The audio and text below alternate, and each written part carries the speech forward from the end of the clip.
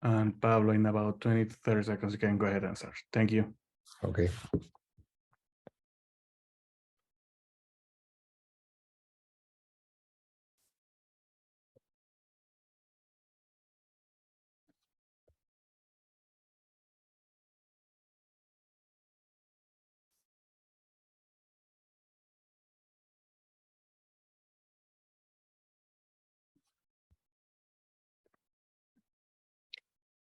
Bueno, muy buenos días a todos. Good morning and welcome. We're very happy to have you here with us today. Today we're going to talk about something very fascinating. We're talking about early childhood, future and public policies. I'm going to provide some basic instructions about logistics and then we can move on to the webinar. This will be a conversation in Spanish, English and Portuguese.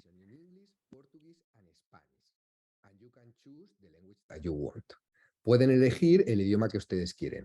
Lo que tienen que hacer es ir a un botoncito. What you have to do is look for the icon more or less in the center of the screen, and then you can, it will say interpretation, and you can choose the language of your preference.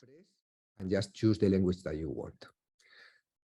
Entonces, ahora sí, voy a ir directamente en español y les voy a Now I'm going to speak in Spanish, and I'm going to offer the floor to Ferdinand Regalia, who is the social sector manager of the IDB. Ferdinando, over to you. Good morning, ladies and gentlemen. Welcome. The IDB has been working on early childhood for more than 15 years. We've supported 20 countries in pioneer countries such as Una Más in Peru or Criança Feliz in Brazil.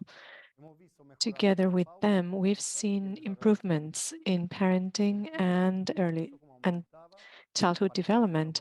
We've also seen an increase in women's participation in the labor market. But for me, the most important thing is that we have managed to make sure that early childhood services are in the front line of public policies. A high quality early childhood type of service, we can make a dream come true, which is to have a full generation better educated, healthier, and more productive. Our commitment is shown through action. We have a dedicated team. Right now, they are supervising 10 loan operations and more than 30 technical cooperations. It represents more than $900 million. We have created an innovation fund for early childhood development in order to design, implement, and assess innovative solutions. And we've done so together with very important allies, the FEMSA Foundation, the María Cecilia de Vidigal Foundation, Open Society Foundation, Porticus, and the Bernard Van Leer Foundation. To all of them, I would like to offer special greetings and gratitude. Thanks to them, this fund is celebrating its 5th anniversary. We must feel proud of what we have achieved so far.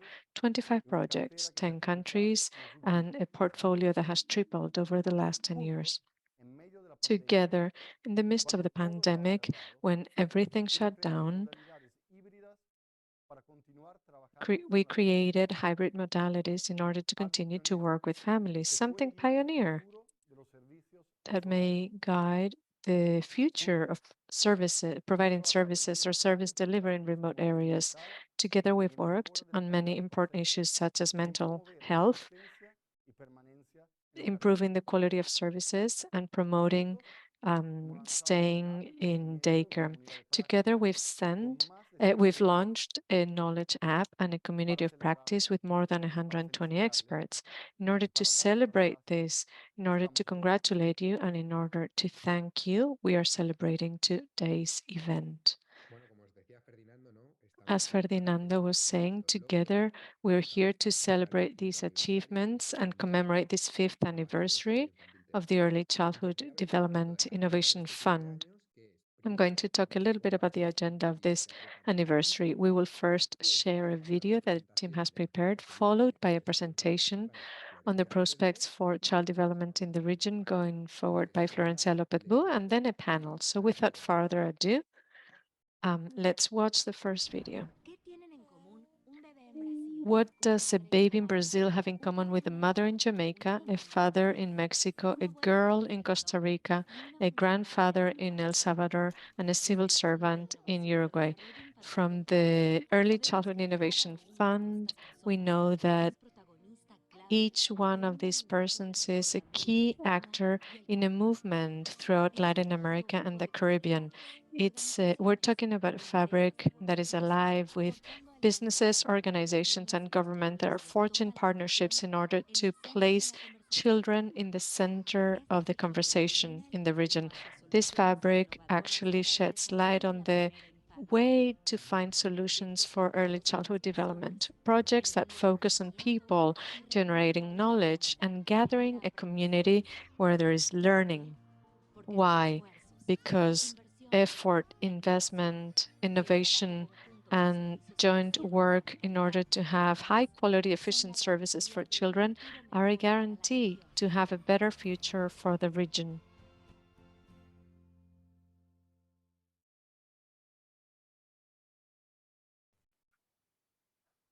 Muy buenos días. Good morning. How are you? As the video just said, in the Inter-American Development Bank, we forge partnerships in order to place children in the region in the center of the conversation. And as Ferdinand said, this fund was created 5 years ago with all the foundations that we mentioned in the video. Today, in order to celebrate the anniversary of this Early Childhood Development Innovation Fund, we want to talk about the future of early childhood policies. The children in our region live longer, are healthier, learn more. Before going to school, many, especially the poorest one, show a lot of shortcomings in terms of development. Inequality is really big. A 4-year-old of a wealthy family in Ecuador recognizes all those words on the screen. A 4-year-old of a poor family only recognizes these words, less than a fourth. Very little has been investment and very little has been done in order to improve early childhood programs. That is why the IDB decided to place early childhood in the center and turn it into a key area for the bank. We work on transfer projects, we work with daycares, and so on and so forth. The priority of several countries has been to expand services. The main contribution of the IDB was to place high quality in the center of the discussion. And we have different axes, which you can see on the screen. Here, I would like to highlight two very important areas. One has been measuring development and quality of services, and the other one has been the services provided. These are based on evidence. There were different efforts to measure early childhood development in Mexico, Ecuador, Uruguay, Chile, Colombia, and also impact assessments in Brazil, Nicaragua, Peru, Panama, among many other countries. And the results of this work was many technical cooperations, specialized blog publications, and the Innovation Fund that we are celebrating here today. As Ferdinando said, today we're investing more than $900 million in operations focused on an agenda adapted to the needs of each country. The agenda focuses on high quality services. However, it also includes new topics. A million kids are orphans now because of COVID in Argentina, Mexico, Peru, together with the loss of jobs for women have generated a very serious crisis. We are doing a lot of research in this regard and investing a lot. We need to recover development losses and address the situation in a comprehensive manner, focusing on nutrition, health, and social protection. It's difficult to summarize 10 years of work in just a presentation. We are working on hybrid methodologies, daycare, kindergarten in effectiveness and sustainability assessments of different programs such as house visits, among others. We also communicate and disseminate. We have dialogues with very broad audiences with specialized webinars, the Hub of Early Childhood Development, and also with a community of practice with more than 120 experts. And very important, we also leverage in resources to innovate. Throughout the 5 years of this Early Childhood Innovation Fund, funded 25 projects in 10 countries. Many of them have already yielded results. The most important thing is that this funding was key in order to experiment, make mistakes, and scale up innovations such as visits of Richard in Jamaica, the model in Colombia, the design of in order to improve the quality of services in daycares in Mexico, and the hybrid modalities in Brazil, Jamaica, and other countries. On top of the community of practice, we have a dashboard in our hub. It's been shared through the chat. And this is a single window solution in order to bring visibility and easy access to all those that could be interested. Here on this map, you can see the distribution of the projects of the fund. You will find much more information on the dashboard in the hub for those who are interested. Today, we are at a crossroads. The pandemic really hit children in many different ways. It's urgent to refocus our work agenda and rethink the priorities in the region. If we don't do so, we run the risk of sacrificing the health, productivity, and learning, future learning of children in Latin America. We're talking about opportunity and a responsibility that is unique in its nature, but we have three challenges ahead. We need to scale up childhood programs in order to bridge gaps in remote areas, and now we need to expand cash transfers for families that are now in poverty so that they can effectively protect the health and nutrition of mothers and children. We need to focus on quality. Without quality, we cannot have any impact. Today, there are no programs to bridge gaps in development, the gaps that have widened with the pandemic. And you saw that those gaps were already big. Now we have to bridge them. And also we need to expand programs with families, with schools. It's not like before. Now we need to coordinate with mental health care services, nutrition services, violence prevention, and so on and so forth. This will be the most effective route so that all the different sectors can invest in children in the most cost-effective manner. But it's very difficult. It's very challenging.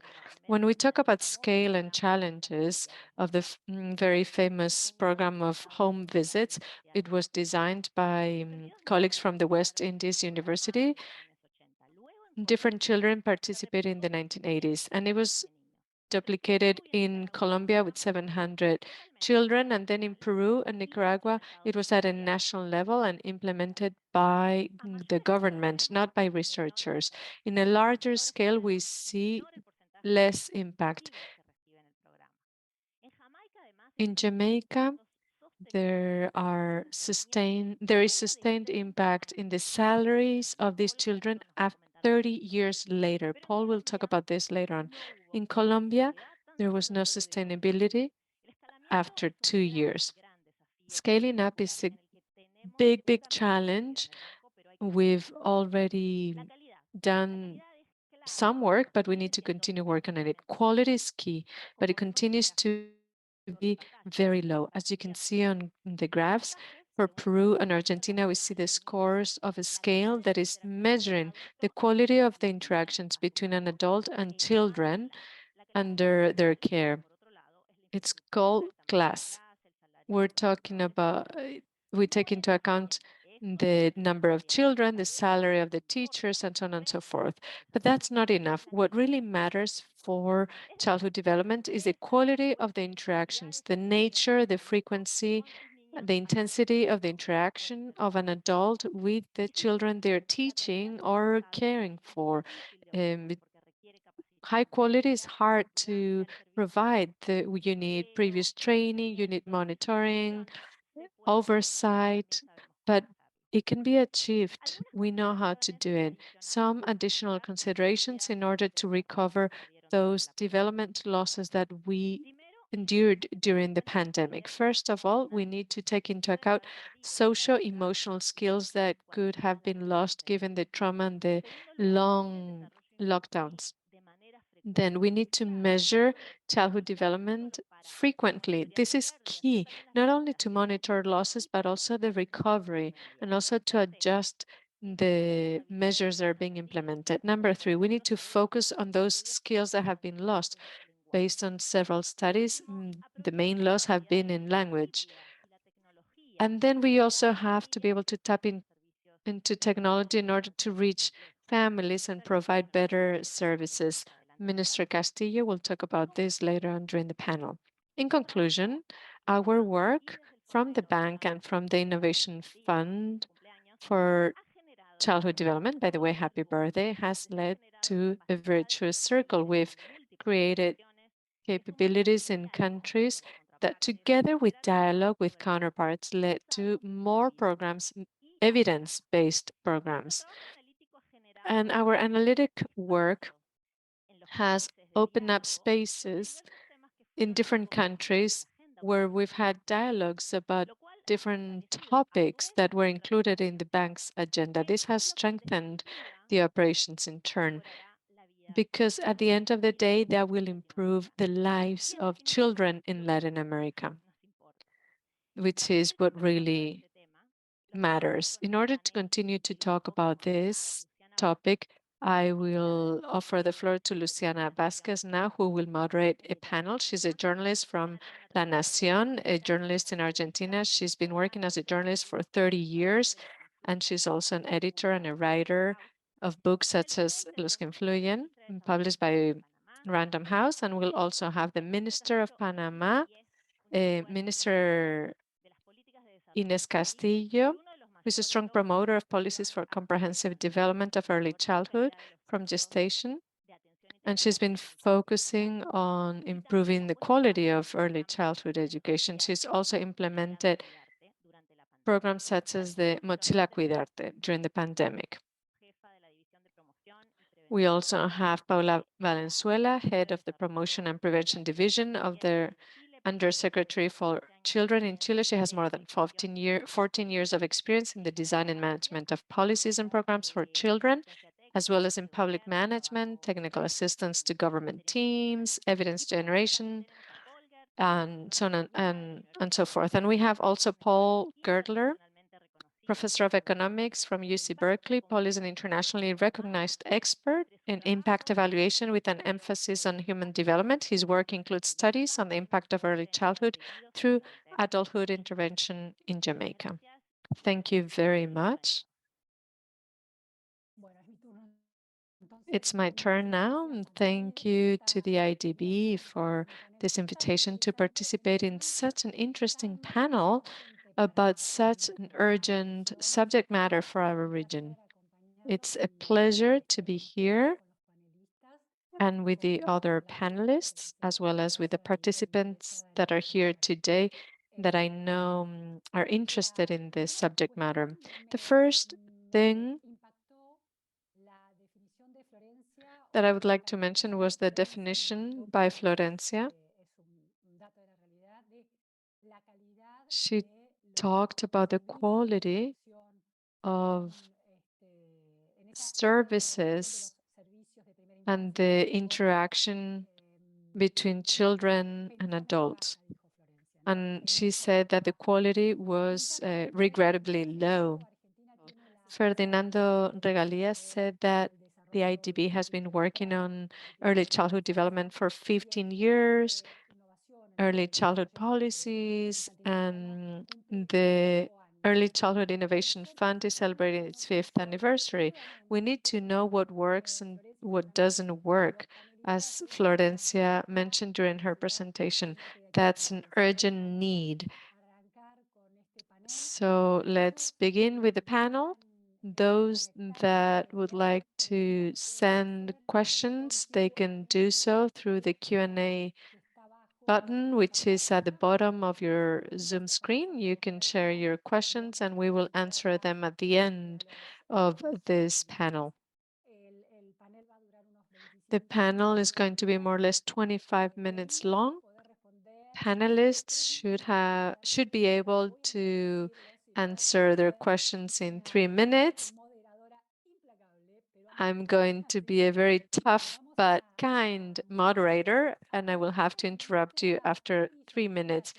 Let's begin with Minister Castillo. Thank you, Minister. Let's ask you first question. Florencia was talking about your special interest and contribution to the development of early childhood policies in Panama. In October of 2020, the Panamanian government promoted a law to protect early childhood development from gestation to 8 years old. What are the axes of those or of that early childhood policy? What are the main factors? What are the main results? And how did it contribute to it?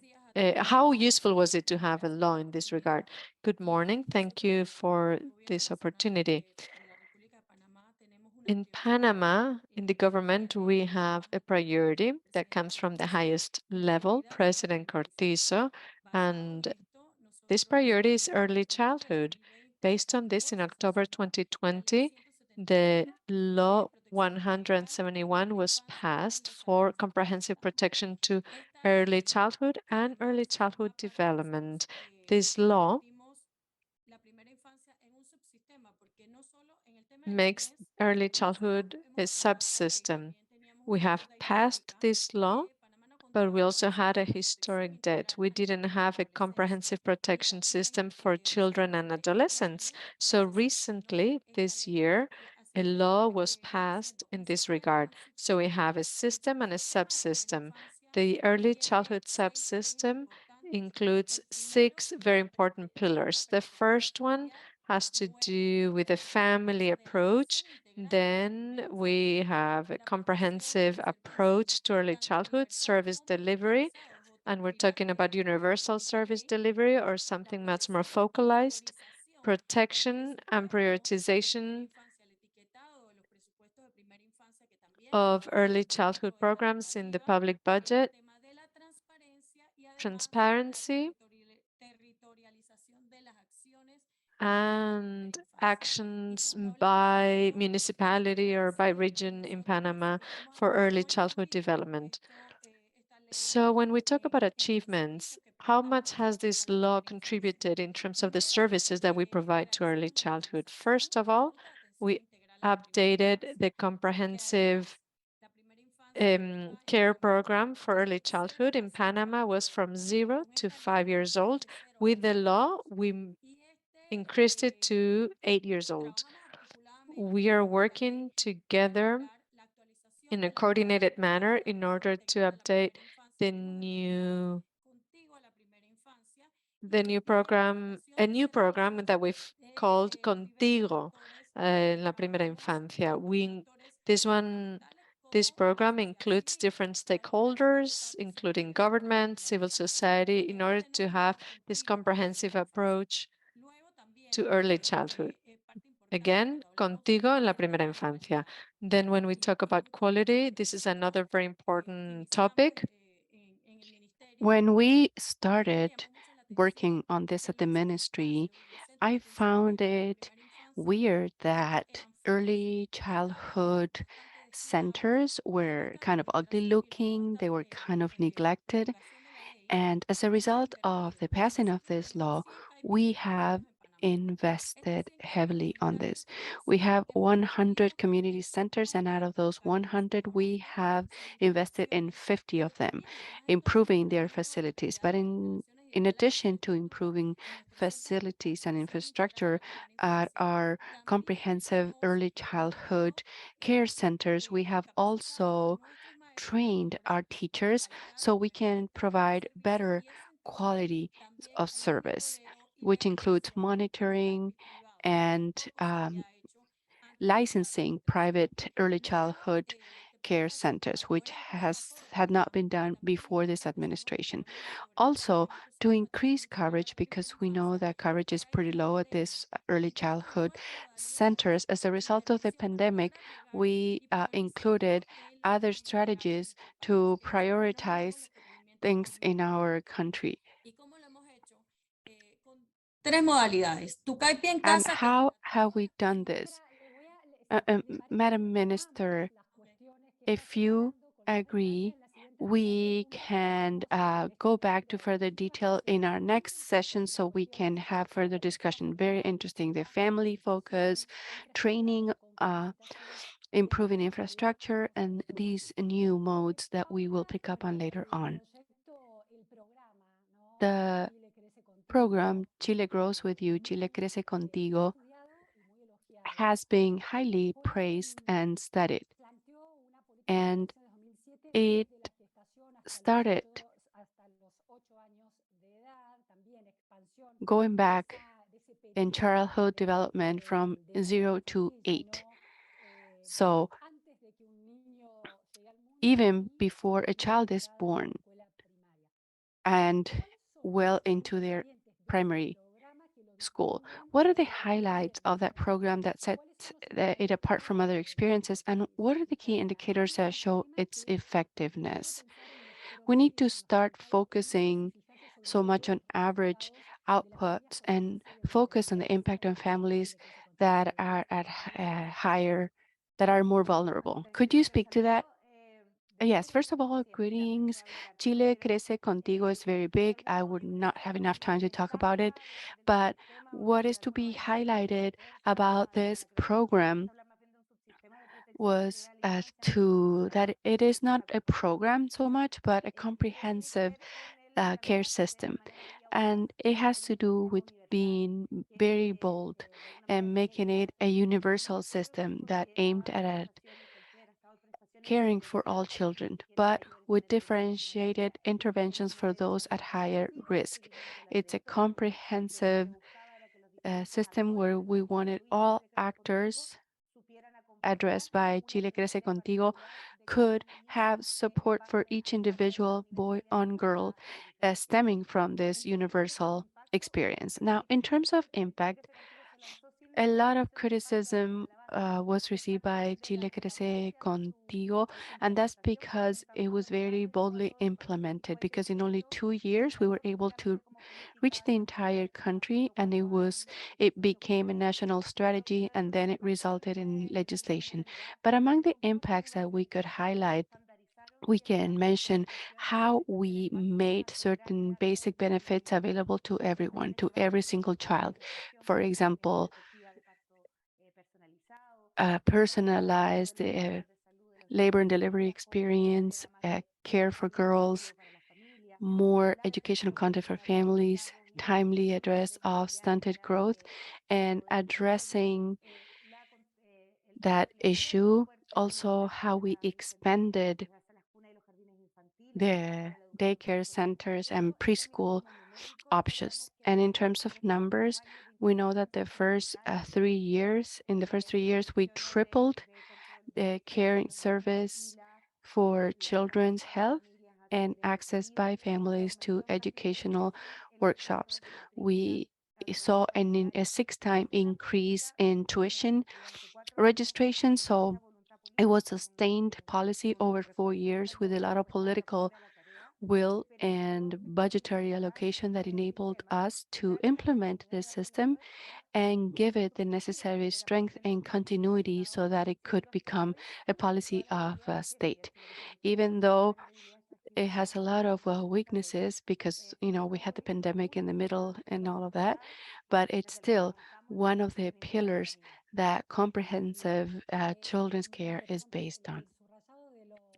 It's very important to highlight universal access. We will go back to that in a little bit, by the way. Now, Paul, well, thank you, by the way.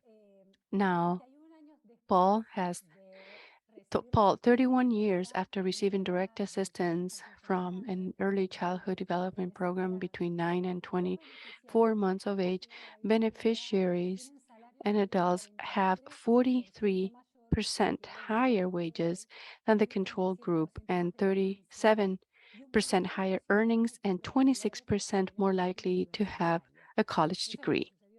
That's what happened in Jamaica between 1987 and 1989. And this shows all of the positive impact of this in the present. Now, what lessons have we learned from that experience in terms of the characteristics of that program that focuses on expert home visits? And what about results? Paul, go ahead. Hola.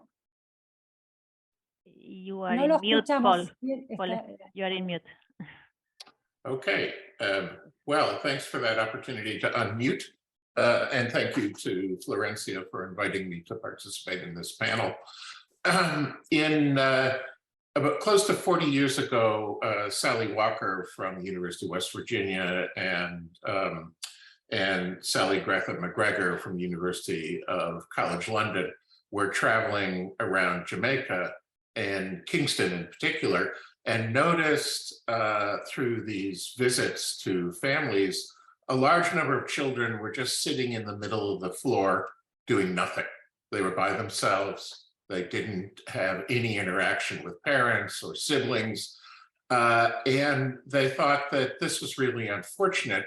And what are the consequences of not being stimulated at that age through both socio-emotional stimulation and just learning through interaction with parents? At the same time, in the 1980s, neuroscientists were starting to map out the brain. And one of the things they noticed was that very young children's brains were very plastic and developing very quickly. And in particular, about age 1 was when children started developing language skills, fluency.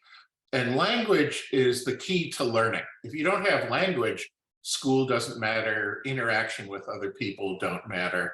And so what they decided to do was develop an intervention, which is about helping parents interact better with their children, teaching mothers how to mother. And so they developed a program, which was over 2 years. Once a week, a visiting nurse would come and work for an hour with the mother and the child to develop interaction. So simple things like picking up the child while you're cooking and saying, this is a spoon. I'm using the spoon to stir the pot. And so they developed a curriculum, which was about naming things and the actions of those things. They focused on colors, on objects in the environment, like trees and plants. Later on, in the second year, they focused on numbers and things like that. So it's a heavy emphasis on simple language skills and lots of social-emotional support, building self-esteem of the child. What they found was that from this simple improvement in parenting, that child cognitive development went up dramatically, and that sustained through age 22. I met them at a conference and said, well, have you looked at whether this sustains into the labor market? Does this very early childhood socio-emotional stimulation program lead to better life outcomes? And so they had this small sample study that they were following of 126 kids. We re-interviewed them at age 22 and then again at age 31. And the study population was interesting. It was a population that was delayed at age 1 when they were recruited into the study, and they were all stunted. And so stunting is associated with delayed cognitive development. And what we found is these improved cognitive development outcomes generated from this intervention between 9 months and 24 months at life, many, many years later, led to the types of improved earnings and outcomes. And in my mind, this is this really has to do with the socio-emotional. Well, I was going to just. Okay, I'll stop. Sí, por favor. No, termine, Paul. No, you can finish, Paul. Right. You can finish. That it really had to do with the fact that the intervention got parents to provide not only socio-emotional stimulation and all of these simple learning activities by improving the quality of the maternal-child interaction at a very young age, was sustained 30 years later in life.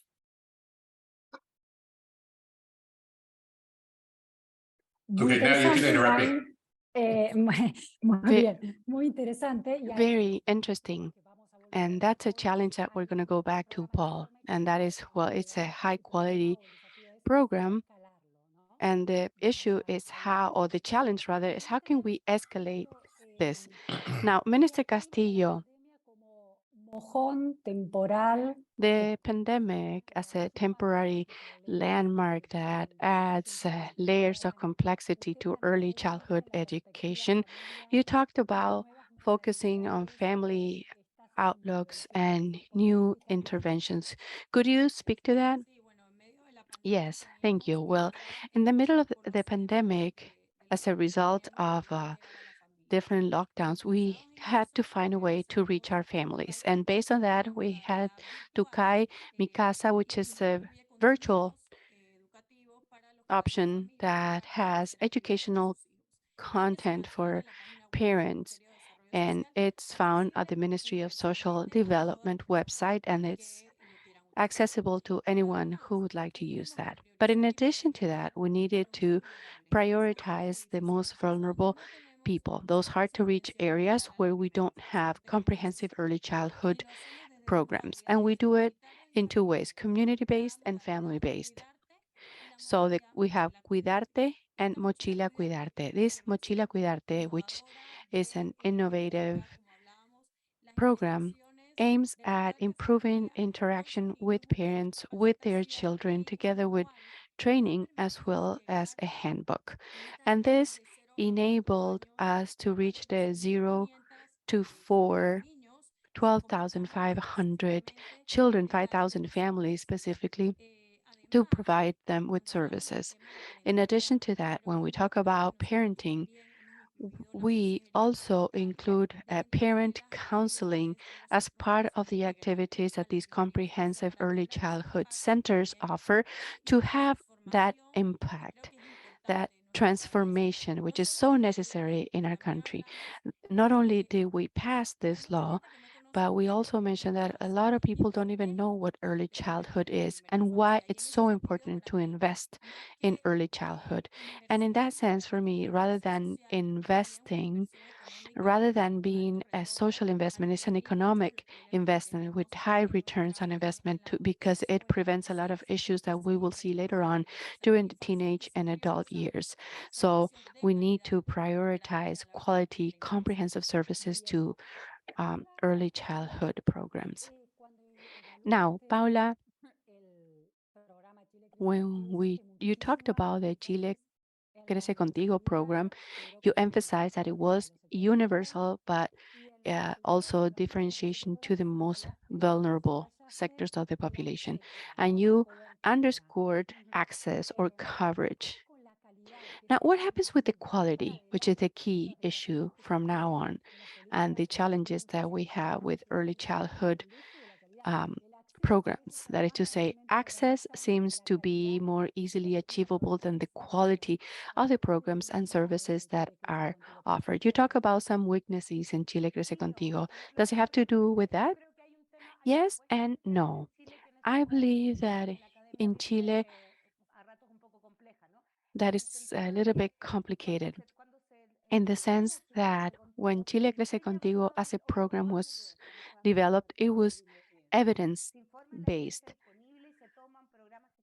And we took programs that were successful or that were showing to have an impact and that were promising. And what we did was to expand those and offer those as part of the regular services that children receive.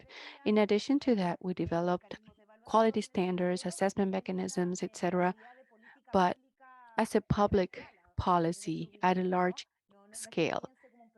It didn't start as a standardized program that grows little by little. There's a heavy bet on the concept that if we know that, for example, parenting workshops work well, we include that with the challenges that that carries with it, but also with what that enables in terms of creating a baseline standard for benefits that all children can access. And this went hand in hand with other programs that were evaluated based on different criteria. And that has to do with whether you're assessing the program impact, implementation, etc. There can be some variations, is what I mean. However, that also enables us to ensure that all children will be measured in their development. And the fact that in Chile, we have early childhood care centers for children with stunted growth so that everybody can have like basic outfits when they're born. And all of this becomes a mechanism to protect rights. And this is also quite an innovative approach in Chile. Now, this does not mean that we overlooked quality. We rather worked in parallel, that is to say, to develop standards and monitoring programs that would enable to continuously improve on, for example, human resources and make sure that we are on point. Paula, just like Paul showed these longitudinal outcomes over the course of several years in Jamaica, for example, it resulted in higher salary, higher college levels, etc. Can you show something to that effect in Chile from 2007 to today? We could, but it's hard to pinpoint that as being an achievement by Chile Crece Contigo, because there was a whole series of programs. Over several years, we have been monitoring early childhood program, and a lot of things that have happened can be attributed to this whole program. But it's very hard to attribute that to specific program like Chile Crece Contigo. We know the impact of several programs because, like I said, since it's a system, it's made up of several programs and benefits. And we have had individual evaluations that address specific elements. But we can show today is that we have institutional structure that enables us to address the needs of our children in a country that has seen lower childhood poverty level, that the first two quintiles stay in preschools and daycares, which in case frees up families so they can go to work and create higher incomes.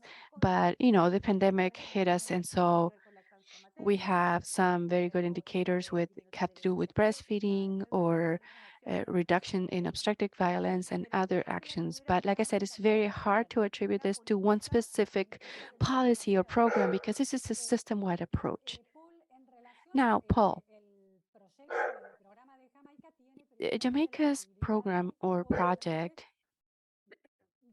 enabled you to measure outcomes over time. Now, the quality of the interventions that you implemented is highly refined, sophisticated, precise, and extremely interesting. The problem has been scale, because Florencia showed earlier that when that is taken to Colombia, Nicaragua, Peru, and the scale increases, the quality of interventions goes down, and so do the outcomes of impact on childhood development. So how could we escalate a program like yours so that in a more universal terms, we can have similar impacts? Well, this is one of the key challenges of public policy to go from effectiveness trials to scale up results. I think there are a couple lessons from Colombia in particular. One is they used substantially lower quality personnel to implement them. And they touted this, making it more cost effective. And so the level of the training and the preparation of the home visits is quite important. Second, a lot of these are center-based interventions where in Colombia and some of these other places where you're trying to do the same level of socio-emotional intervention where you bring the mother and child. And so in order to save money, you have many mothers and children in the same location with a single facilitator. So one of the issues is we know Jamaica is highly cost effective and other scale-up operations were trying to cut the cost dramatically of the intervention. And so in my view, we need a scale intervention which maintains the education and training of the interviewers and makes it a home visiting program rather than a center-based program. That said, I wouldn't expect to achieve the results of the Jamaica intervention economy-wide. One reason in my mind Jamaica worked so well was they started with kids who were much more disadvantaged than in these other countries. And it may be this type of intervention works extremely well in very, very disadvantaged populations and not in for all kids. You know, we don't know that at this point, but those are some hypotheses as to why the Colombia program, which I know better than the others, didn't scale very well. Bien. Interesante esas precisiones. Y esa Very interesting to see that clarification and the program of escalating a program and home visits as a key. Madam Minister, we have a question from the audience that, again, you can, for the audience, use the Q&A button at the bottom of the screen to write your question. This question is highly relevant for you because it is asking what would be more convenient, whether to have a social development approach or an educational approach to have a more direct intervention during early childhood. And this has to do with what Florencia was talking about earlier, that is to say, to have a more system-wide approach. That is to say, not to focus only on the educational aspect or social development, but broader. So could you speak to that, please? Yes, it has to be a comprehensive approach, and we need to achieve articulation between government, private sector, and social actors, and also prioritize interventions. And in order to achieve this, in my opinion, it has to have a social development focus and family development focus. In terms of social development, we have the Early Childhood Office, which is under the Social Development Ministry, because even though the ministry takes care of the early childhood development centers, it is not just an educational matter, but rather we need to provide comprehensive services, including health, education, etc. In the early childhood roadmap, we have culture and sports as well. So again, we have to go above and beyond education only. Thank you. Now, Paula, I'm going to go back to questions from the audience later, excuse me. But now I have a question for you. Paula, the fact that there are not so many concrete outcomes like what Paul mentioned for Jamaica, could that cause some kind of detachment from the beneficiaries of these programs, such as the families, when it comes to receiving services? Because whatever is universal, be it direct transfers or automatic programs is one thing, but to have interventions that mean open the doors to your home and share your intimacy, not having a clear picture of outcomes, could that cause some kind of detachment or lack of interest? Did you see that in terms of Chile Crece Contigo? I want to clarify that it's not like we do not have impact outcomes. We do have a lot of studies about that. What I'm saying is that we are not in a position to attribute all of this impact to Chile Crece Contigo, because like I said, it's a system-wide approach with a lot of programs. Each one of those programs were assessed individually. So we make evidence-based decisions and make the necessary adjustments based on that.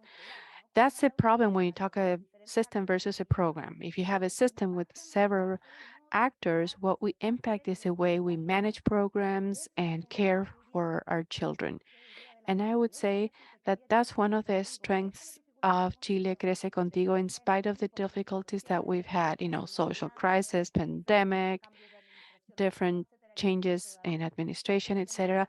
That makes Chile Crece Contigo part of the law, part of the laws that were reinforced or reauthorized in March of this year, because it's part of a model that combines different elements that have to do with how we follow up on development, how we create universal care options, but at the same time, how we differentiate this to tailor it to the most vulnerable sectors, and how we address multidimensional issues with all of the players that are part of that, and how we turn that into a model to work in other cycles. Part of our challenge in Chile Crece Contigo is how we can expand this model up to 18 years of age, so that focuses the early childhood focus component a little bit, but it ends up being part of the way in which our childhood policies are developed. And that's the basis to talk about a system that protects the right of the children. So I would say that the model that we have as a result of Chile Crece Contigo focuses on families, rights, how we address complex issues, how we can work in an interdisciplinary or intersectoral way. Very well. I'm going to go back to the questions that are showing up in our Q&A, but in our last round, Paul, there's a question for you from Daniel Seed, and it is, what intersectoral indicators should we make visible among those who work in childhood research?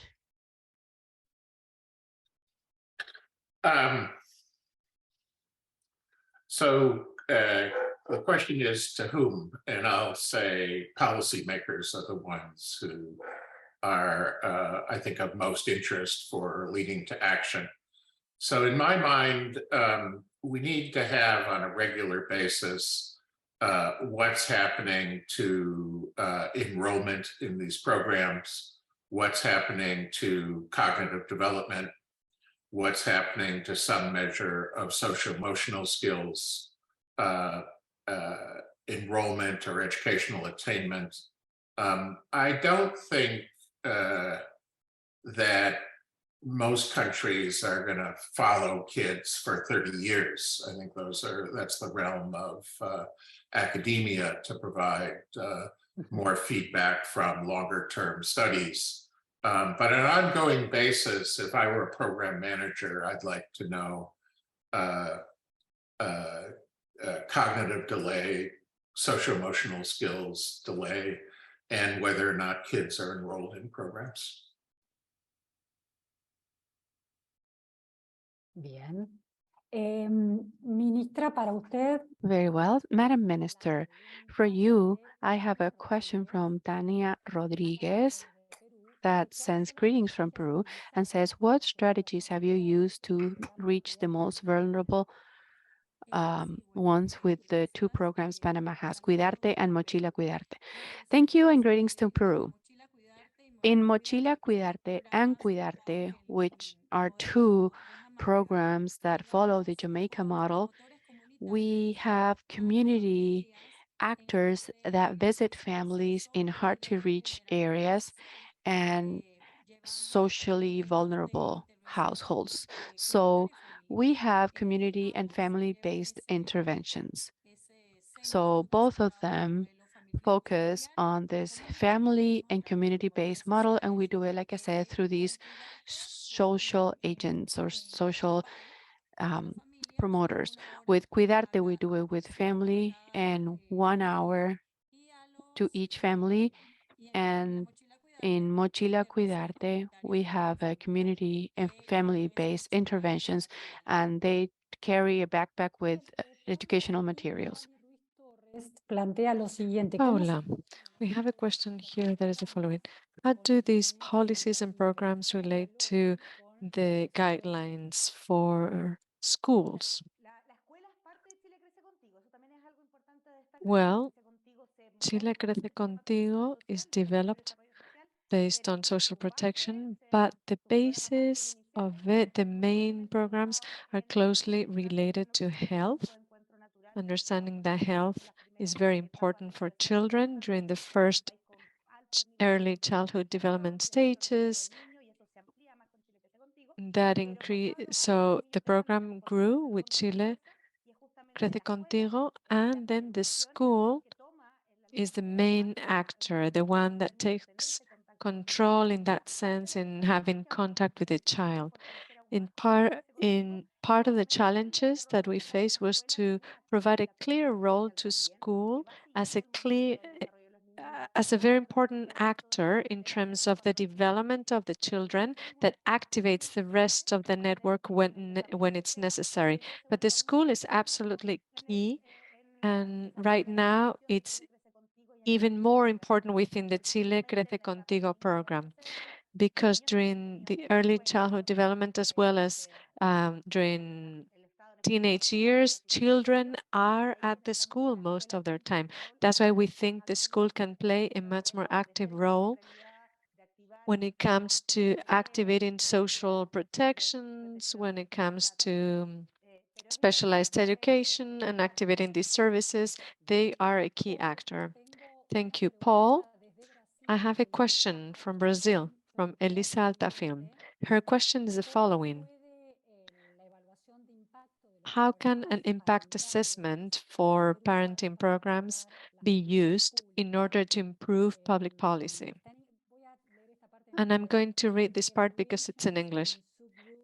Be an option to understand who the program works for, subgroups according to education and socioeconomic level. Well, thank you, Brazil. Hello, Brazil, and thank you for the question. Impact assessments are quite important for learning what works and what doesn't. So if you're going to make funding decisions, it'd be nice to have evidence or what programs to scale up. One of the interesting things is this little Jamaica study really led to a lot of international agencies like the BID and a lot of governments to decide to invest in early childhood development. It forms some of the early basis for early policy discussions, because until about 10, 15 years ago, most governments didn't see early childhood development as an important economic investment or an important social protection investment. And this provided evidence that it was possible and might actually be a lot more cost effective to get children early, disadvantaged children early, and prevent delays as opposed to catch-up policies later in life. So I think evidence many times like this, and like the evaluation of oportunidades in Mexico, provides the basis for policy discussions that you don't have without it. And then the second point that you make is really quite important, and something that the academic community is just keying into really fairly recently, which is these programs have heterogeneous effects. And what we want to do is find a way to target them to target them to the populations that would most benefit from them. And so evaluations are starting to do that. You do need larger studies, like Jamaica was 126 kids. So you can't look at heterogeneity with that sample, although we did find that girls benefit a lot more than boys in that study, which was really, really interesting. So it's possible, and I think it's very useful for public policy. Muchísimas gracias, Paul. Bueno, hemos llegado al final de este panel. Thank you, Paul. Now we are at the end of this panel. Thank you very much for your excellent presentations. Truly interesting how governments now are paying attention to early childhood, how early childhood development has become key in terms of their policies, and everything they want to do has to focus on quality, on measuring and recovering from the pandemic. We have a new crossroads with different sectors and areas that have to do with public policy in order to carry out a much more systemic intervention with better results. Quality and scale continue to be key factors and the biggest challenge too. We would like to thank participants for their questions. We have many other questions that we did not manage to address, but those that would like to remain in contact and collect information or receive information, they can do so at the IDB's website through the different links that we have shared. Thank you very much for your participation. And this is the end of today's session. Thank you all. Until the next time.